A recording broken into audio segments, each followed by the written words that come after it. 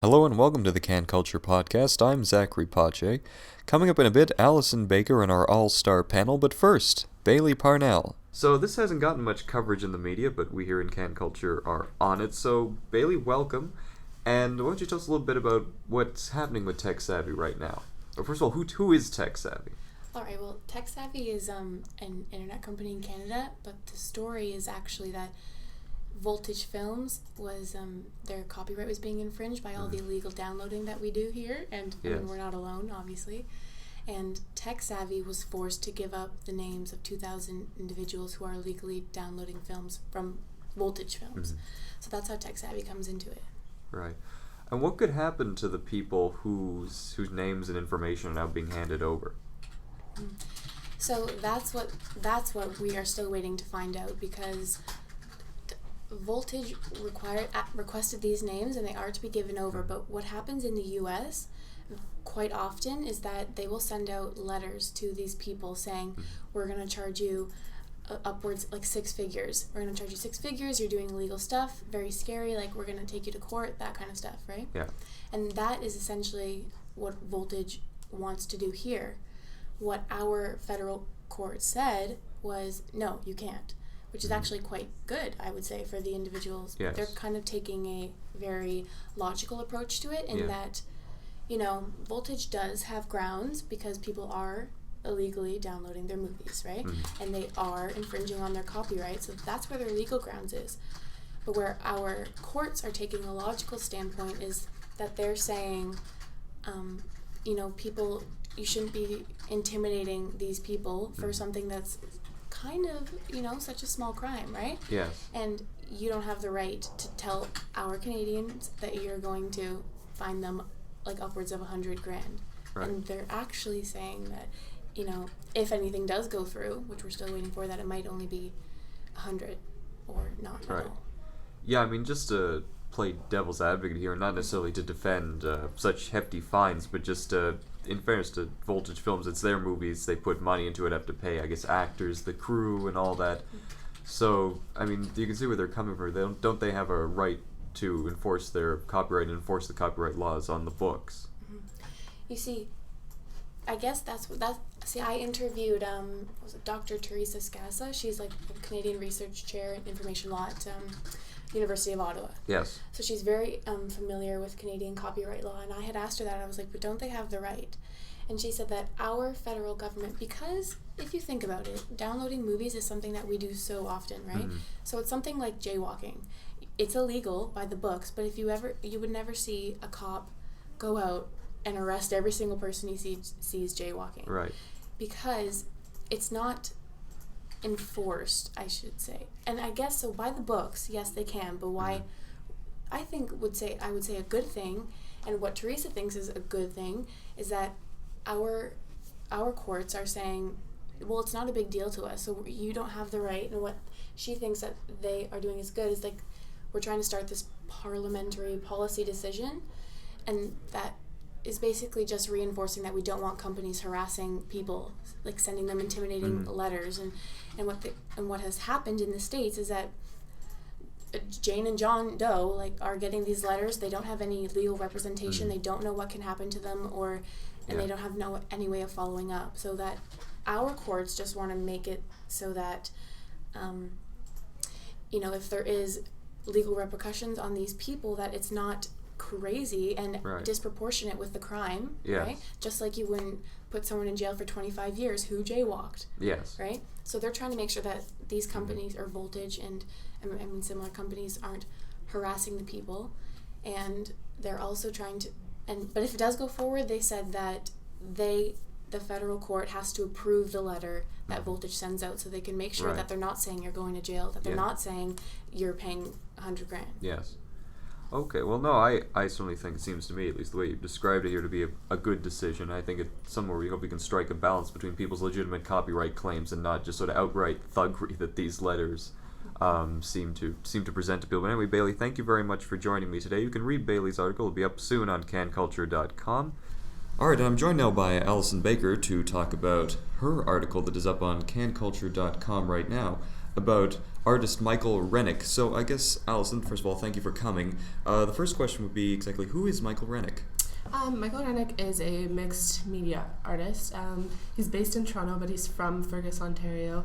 And he has this eclectic mix of painting and actual woodwork in his art that he uses, and it's just it's beautiful and very unique. How did you come to meet him?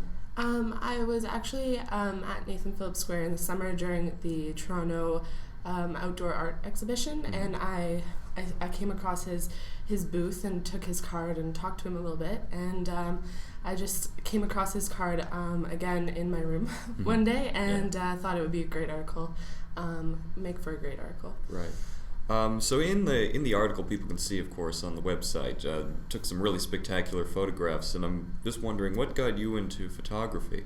Well, my dad has always been really interested in photography. I think that's what he really wanted to do with his life, but was never really able to do it. So from a young age, he always brought me out, and I'd take his old film cameras, and we'd go and have little photo excursions, and he built a small dark room in our basement and taught me how to develop film, and I think it just really it was a great childhood memory, and it kind of stuck with me, and I've just gotten really interested in it. And so for Michael Rennick, he's in school right now. He's at OCAD, and he, of course, I assume he makes money selling some of the art.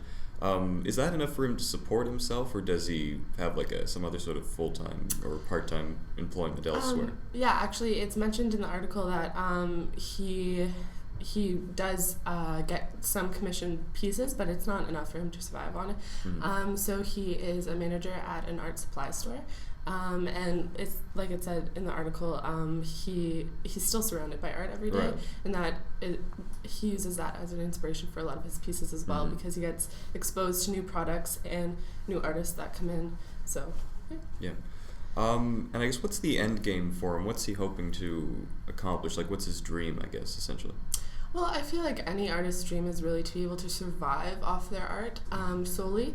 But I can't really speak for him, but I feel like he loves what he's doing right now, and I think you can't force something, so I think really what he's doing right now is the best of both worlds. He gets, he's still in the art world in his job, but he's also doing what he loves on the side and making some money from it, which is right. Okay, well, thank you very much, Allison, for coming in. Of course, you can read her article on CanCulture.com.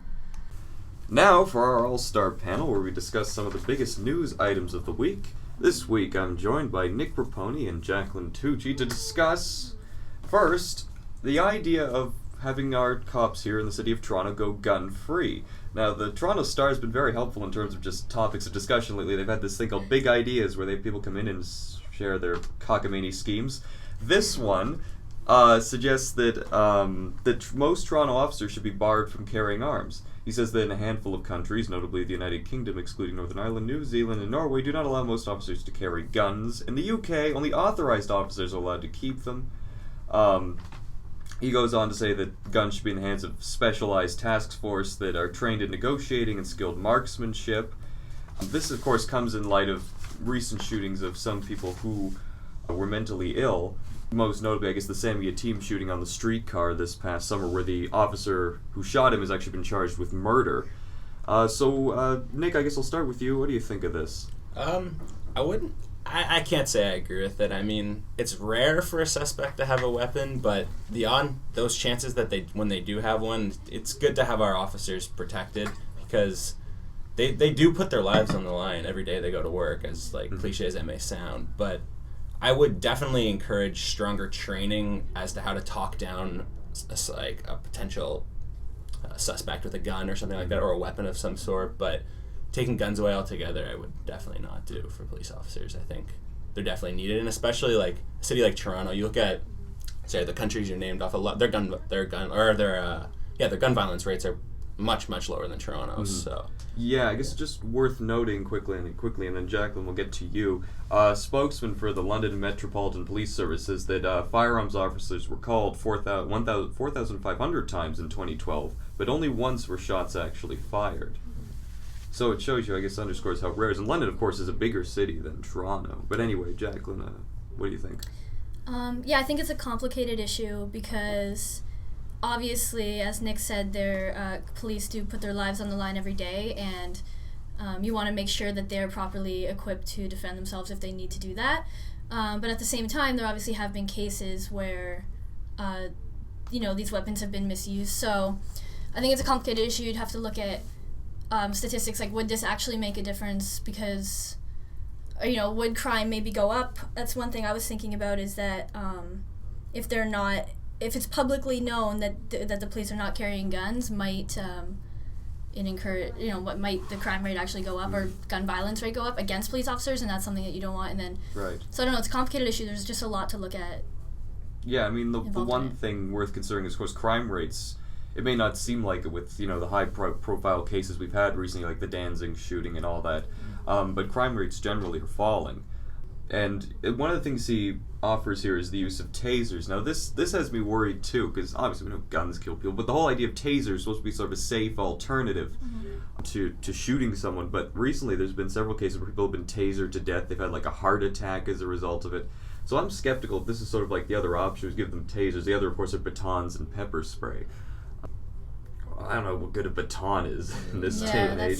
Pepper spray, you'd be surprised how strong some of that stuff is. Bear mace, I guess, is what the street term is. But the one thing I was wondering, I guess just broadening this out more just from the idea of arming them or not, but it's something that I'm concerned of just as a citizen, and that is that I just don't trust the police in general.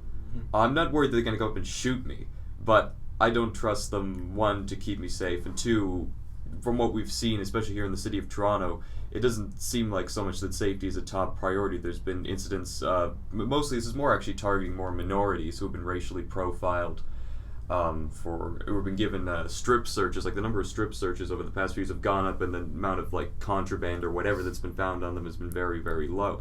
So I wonder, do you trust the police? I guess, Jacqueline, I'll start with you.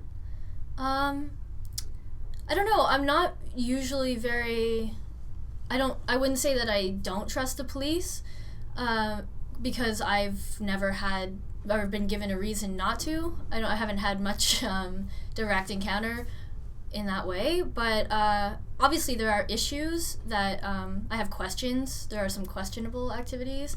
I don't know that I don't trust the police, especially in dealing with should they be armed or not. I wouldn't say that I don't trust them using guns, and I don't think you can put a blanket generalization over and say I don't trust the police. That's a huge statement, and it's a huge force of individuals who make up the police force. So I don't think I could say that I don't trust the police. No. Well, I'll just say, like, obviously there's good police officers. I'm not saying they're all bad. It's just I've seen like stuff like with the G20. Like I certainly don't trust the chief who fabricated evidence in that incident. So I guess it's more the leadership and, of course, the culture that fosters. I guess they don't trust the average officer. I'm not worried about them doing anything. But anyway, Nick?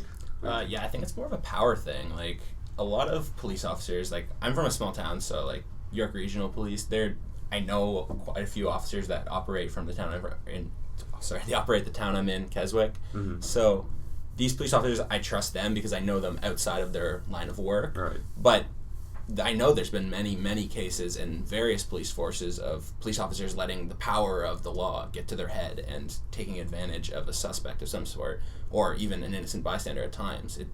I mean, most of the time, I'd say yes, I trust police officers, but yeah, I know what you mean. Sometimes I think the power gets to some police officers' heads.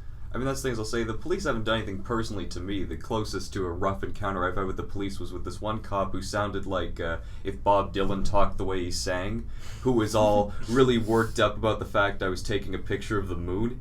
Because like, hey, kid, what you doing? Taking a picture of the moon. And he had this really ridiculous accent. I couldn't remember what the hell he was saying, so he thought I was being a dick, and he started like, you give me attitude. And I was like, no, I'm just taking a picture. And he harassed me for a solid 5 minutes until he eventually gave up. That's the only kind I've ever had, and that's nothing I hold anyone against. Like I was just a dick, but I just look at what's happened to other people, and I don't and I can imagine, I can see that happening to me too, because I'm no different, I think, than anyone else. No, I mean that's a good point, and I mean that obviously there are personality types, not to generalize, but there are certain people that are going to become officers, and the kind of people who are gonna be on a power trip, and that's gonna happen. And I mean those individuals are not, I don't think though the majority. I don't know. Right. I mean, I guess the other thing, and I guess this is sort of much more immediate, than just switching gears from disarming the police to arming the food trucks with the right to sell food. More liberally. I think this is a very good idea, and I will say, and this may sound rather harsh, but I think one of the things that they want to do in this is they want to have an exception where councilors in their wards can say that they don't want food trucks there, they don't want these new rules implemented. Now, I don't want to sound harsh, but I think if your councilor opposes this, they should not be re-elected, because I think it shows a fundamental contempt for the working person, and a fundamental contempt for modern society, and a contempt for this city progressing forward in any fashion. Because every other city in the world that's of any consequence pretty much has food trucks. Yeah, absolutely. I've traveled to New York a lot, and one thing about New York City that is fantastic is that any hour of the day or night you can get food from a food truck, and it's quality food. It's not like street meat. Right. I'm talking like there's cupcakes, there's any cultural food that you want. And that's one thing I've always wondered is like Toronto, we are so behind on this trend, and like we just passed Chicago in terms of size of our city. Like why are we not up on this trend? And there's absolutely no reason for it either. Like I don't see a reason for it. No. Yeah, Toronto's, like you said, New York, you can get very good food from these trucks at any time. Toronto's an alpha city, and they're a little behind when it comes to availability of like food late at night, availability of food in general, availability alcohol, different issue, but won't get into that. But I think Toronto's behind, so I think it'd be a good idea to get these trucks in Toronto. Yeah, no, I mean, the people who seem to be complaining about this, I had heard someone say on the radio the other day, are not like, your average restaurant on the corner or whatever. It's McDonald's and Burger King and Wendy's, the people that aren't going to lose a dime. Because if you want to go and get a Big Mac, I mean, you like that kind of crap, you're going to get it anyway, regardless of whether there's stuff. And if you lose a couple sales, it's not going to crush the whole business. So, I mean, that this whole argument, I think, is rather stupid to say that this is going to affect any businesses in any meaningful fashion. I mean, but you mentioned drinking, and I think that's something just tied with very quickly, because there was, of course, a thing around the Olympics where they let bars open early, and they had the same thing where the counselors could say in their awards, I feel bad for the people whose counselors said they didn't want drinking in their wards. Who the hell's one guy to decide whether the rest of the people in your ward get to have a beer at 7 in the morning during the Olympics, for Christ's sake? Like, this is ridiculous that these counselors can have exceptions for their wards. If you're going to pass a policy that's dealing with a citywide issue, it should apply to everyone. Is that, and I don't have the stats, but is that unique to Toronto? Because my father's a counselor in the city I'm from, in Cambridge, and as far as I know, he doesn't have any control over specific things like that within the ward. I don't know, but I mean, I'm not in the interest of really caring what other cities do, seeing as I'm here now. But I mean, I think it's a stupid rule in general, whatever city you're in, because especially, I mean, if you're dealing with an issue like what you do with some park in Etobicoke, obviously the councillor there should have some say. But if we're dealing with like food trucks or drinking or whatever, transit that's dealing with like the entire city, there shouldn't be these opt-outs, because then we're not really a united city, are we? If we're saying, okay, well, this ward doesn't have to have this or doesn't have to follow these rules or whatever, it's just silly. That's what I'm saying. I think that's unique to Toronto. I haven't heard of that before, and I think that's ridiculous. Yeah, I don't know if it's unique or not, but it's silly. Yeah, I think it's ridiculous. So, we really beat this story to death last week, but I guess it's worth mentioning, seeing as it's official now, and that is that Olivia Chow is officially in the mayor's race. To much fanfare, she gave her speech this morning, officially getting in, promising, transport and a livable city and not being Rob Ford, which seems to be like the slogan of everyone. Yeah. So, I guess let's just talk about this real quickly. What do we think of Olivia Chow? I don't know that I've explored her platform enough to maybe make a properly formulated opinion on this yet. Also, I'm not eligible to vote, in this election for the Toronto mayor, just because my permanent residence is not in Toronto, so I don't know, but yeah, I'm gonna have to do a little bit more research on that. I don't know. Right. No, I mean that's the sort of thing. No one's really released their platforms. I mean, Olivia Chow has probably been the most extensive because at least she's gotten into a few things besides just sort of transit, whatever that means. Anyway, Nick, what do you think? I'll leave it as simple as Olivia Chow is serious contender. I think she could be the favorite over Hudak, to be honest. Like, she has a lot of people's support, but like you said, are all these people that are supporting her going to come to the voting polls? Like, we don't know, but I think she's a serious contender, and she has my support, I guess. She has the name recognition as well, and that's a big part of it, because especially in this election, and you're contending against someone against Rob Ford, with his name recognition alone is going to get him votes, and so... Yeah, but the thing is I've been following this, and I, like, obviously Rob Ford is his name recognition, but pretty much people have made up their decision about what they think about Rob Ford. Either they think he's a dope-smoking degenerate who hasn't done the city any good, or they say crack, smack, whatever, he saved the city $1 billion, which is not true. But who cares? He's been good fiscally, and they like him.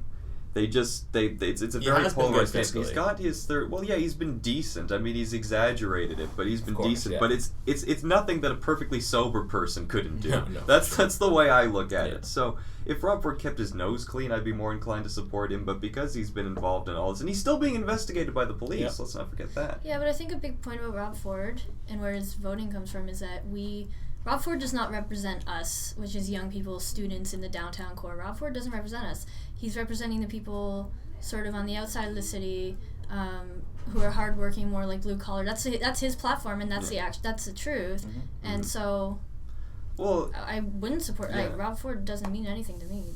Me. Just because I'm in the downtown, I guess I don't technically live right in the downtown. I live more in the older parts of Toronto in East York, which very narrowly went for Ford in the last election. No, me too. I don't live in.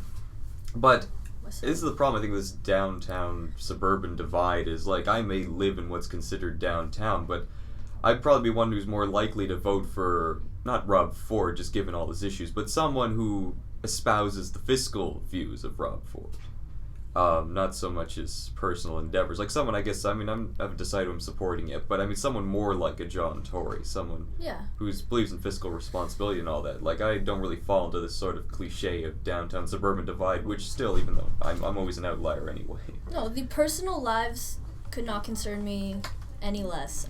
Obviously, Rob Ford, there's a lot of attention to certain aspects, which we already know about, and don't need repeating, but I just think that that's not what concerns me at all, but Rob Ford's actual policies don't represent me. Well, then what would be the perfect mayor for Jacqueline Tucci?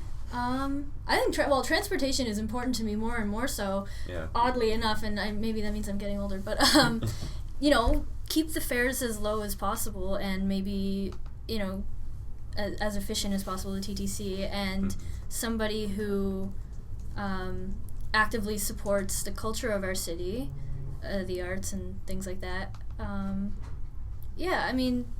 don't know, a lot of the municipal things that really, obviously I'm not even at an age where I'm paying taxes yet, so there's not a lot that really concerns me, fiscally, but But you're still affected by where the money is allocated. No, exactly, and so I think things like transportation, culture, those are things I'm interested in right now. Who's the perfect mayor for Nick Raponi? First I want to start off by saying I said Hudak earlier when I meant Tory. I don't know what I was thinking there. But it's alright, I have a cold. I don't know where I am right now. But, of the candidates, or like... Well, no, just it doesn't have to be a specific person, but, like, what would your ideal candidate espouse? Kind of like what Jacqueline's at. Like, I can't really, I think cuts are big. Not necessarily... It doesn't really affect me, but, it's going to affect me in, come 5-10 years from now. And, I think we've seen the problems that overspending has led to. So, I think someone who is like Ford when it comes to cutting, but not like Ford when it comes to personality at all. Yeah. No, I think that's sort of what Karen Stintz and David Sognacki and Tory are trying to say. We're Ford without all the shenanigans. Exactly, yeah. And I guess so far it served John Tory well. I guess Stintz and Sognacki... troubles no one's heard of him. Yeah, and then Stintz's problem is that pretty much all the people who would support her are the same people that would support John Tory, and they've decided for whatever reason they like John Tory better, think he's more electable or whatever. So, we still have like 8 months to go, which I think is a ridiculously long time for an election. Way too long. I mean, when we have a federal election, it's like, 6, 7, 8 weeks, something like that. It's like a month and a half from when they dissolve the parliament and the campaign begins. Yeah. That's long enough. Because who knows, most people we're talking about might not even be alive by the time we get to election season. It's so long. A whole new crop of candidates could enter. And all that we're talking about right now could end up being completely irrelevant. But anyway, that's all the time we have left for today. I'd like to thank Nick Raponi and Jacqueline Tucci for joining us. Anytime. Thank you. And we'll be back again next week. Be sure to visit CanCulture.com for all the latest in Canadian culture. Good day.